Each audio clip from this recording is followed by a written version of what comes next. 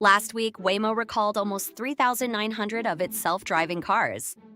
The reason? Some of them were driving directly into active freeway construction zones at full speed and just continuing on like nothing was wrong. 13 confirmed incidents. 6 in Phoenix in April, where the cars drove past closed ramp signage like it wasn't there. 7 more in San Francisco in May, where they entered freeway lanes with active construction crews working in them. This is Waymo's second recall in just over a month. Their third in about 7 months. Before this, it was cars stopping dead in floodwater, refusing to move while drivers behind them sat there confused about what was even happening. Before that, it was failing to yield to stopped school buses, which triggered an actual federal safety investigation, the kind of probe that can shut down operations in a market entirely if it goes badly. Before that, it was a robotaxi hitting a pole in Phoenix. There was also an incident during a widespread power outage in San Francisco where several Waymo vehicles just halted in the middle of traffic simultaneously, causing actual gridlock because none of them knew what to do when the grid went down and they lost certain signals they were relying on. Each time, Waymo's response is roughly the same. We found the issue. We're pushing a software update. Safety remains our top priority. And each time, people just kind of move on because the technology genuinely is impressive most of the time, and a self-driving car casually deciding a construction zone doesn't exist is the kind of thing that's funny right up until it isn't. So let's actually talk about what's happening underneath all of this, because the recalls themselves are honestly the smaller story. The bigger story is a company that has burned more than $11 billion trying to solve a problem that turns out to be way harder than putting cameras on a car. Waymo started as Google's self-driving car project back in 2009. It spent years as an internal research initiative before spinning out as its own company under Alphabet, Google's parent, in 2016. The pitch was always the same. Human drivers cause the vast majority of traffic deaths. Computers don't get tired, don't get distracted, don't drink and drive, don't text at a red light. If you can get the software right, you should be able to make roads dramatically safer at scale. That's a genuinely good thesis. The hard part has always been the getting the software right piece, because driving is one of those tasks that looks simple until you actually try to encode every possible scenario a human brain handles instinctively. A human driver sees a construction cone and just understands, instantly, without thinking, that the rules of the road have temporarily changed. A self-driving system has to be explicitly taught to recognize that specific visual pattern, infer what it means, and override its normal behavior accordingly. If the training data doesn't have enough examples of a particular kind of construction zone, the system can fail to recognize it as a construction zone at all. Which is, according to Waymo's own recall filing, almost exactly what happened. The notice says the vehicles were inappropriately prioritizing the avoidance of other freeway hazards, or simply failing to recognize the construction zone. In plain language, the car saw something in its way, decided the construction zone wasn't actually a real hazard worth stopping for, and drove through it at highway speed. Here's the part that should actually concern people more than the funny headlines do. This is Waymo's 5th-generation driving system. Not their first attempt, not a beta test. Their 5th iteration of the core software that powers a commercial product currently operating in 11 US cities, with international expansion to London and Tokyo planned for later this year. A 5th-generation system failing to reliably recognize a construction zone, a scenario that happens on every major freeway in the country constantly, is the kind of gap that should make you pause before getting in one. And it's not the first time something foundational has slipped through. The school bus incident in Austin involved a Waymo vehicle illegally passing a stopped school bus with its lights flashing, which triggered NHTSA to open a formal safety probe. That's not an edge case. That's one of the most basic rules of driving that exists, something every human learns in driver's ed within the first week. A system that's been operating commercially for years still had a gap there. So why does this keep happening? Part of the answer is genuinely just the scale of the problem. Waymo now operates well over 1,000 vehicles, completing more than 400,000 rides a week across 6 major metro areas, and growing into new markets constantly. Every new city has different road layouts, different construction conventions, different signage standards, different driving cultures. Phoenix doesn't drive like San Francisco. Miami doesn't drive like either of them.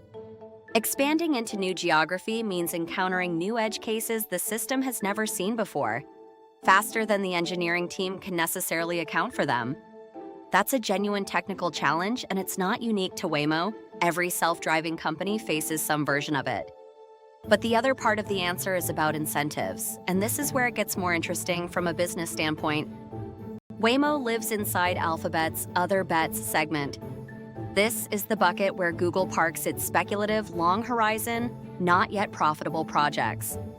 And the financial picture there is brutal. Other Bets posted a $1.43 billion operating loss in a single quarter, and that loss has actually been widening year over year, not shrinking, even as Waymo's ride volume grows. Waymo has burned through more than 11 billion since 2020. That funding came in stages. A $2.25 billion Series B in 2020 later expanded to $3.2 billion, a $2.5 billion follow-on round in 21. A $5.6 billion Series C in October 2024 at a $45 billion valuation, led by Alphabet itself alongside major institutional investors who wanted in. And now in 2026, they went out and raised another round, reportedly seeking up to $15 billion more to fund the expansion into those additional cities and international markets. That valuation conversation pushed Waymo toward the range of $110 to $126 billion as a standalone company, which is an enormous number for something that's still losing well over $1 billion a quarter. For context on how unusual that is, very few private companies in history have raised this much capital while still operating at this scale of loss. And the ones that have are mostly in categories like Waymo, capital-intensive infrastructure bets where investors are betting on the long-term shape of an entire industry rather than near-term profitability. Revenue is growing, genuinely. Run rate crossed $350 million with projections to hit $1 billion on 2026 and $2.5 billion by 2030.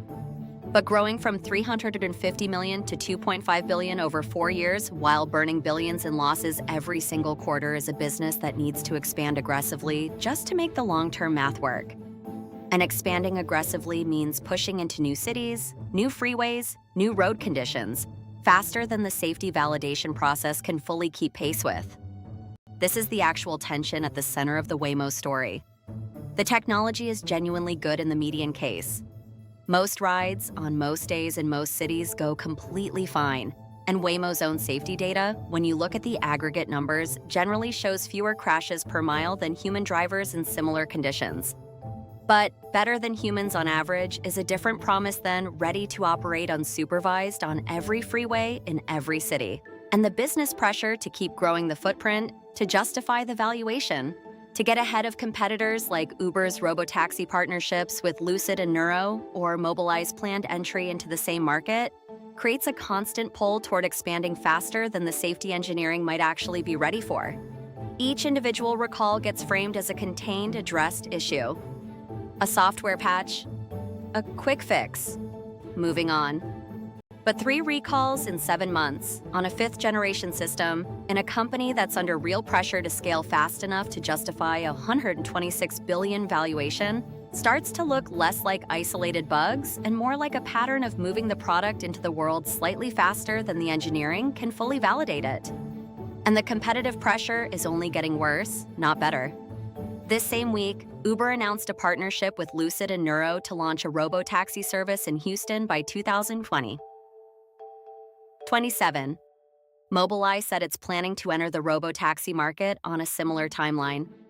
Waymo currently has a real head start, with years more road experience and a much larger commercial footprint, but that lead is exactly the kind of thing that erodes fast in tech when competitors start catching up with newer hardware and fresh capital. Every one of these companies is going to face the same fundamental trade-off Waymo is facing right now. Move fast and risk exactly this kind of recall, or move carefully and risk losing the market to someone who didn't. So far, the market has consistently rewarded speed. The financial reality is that Waymo needs scale to survive.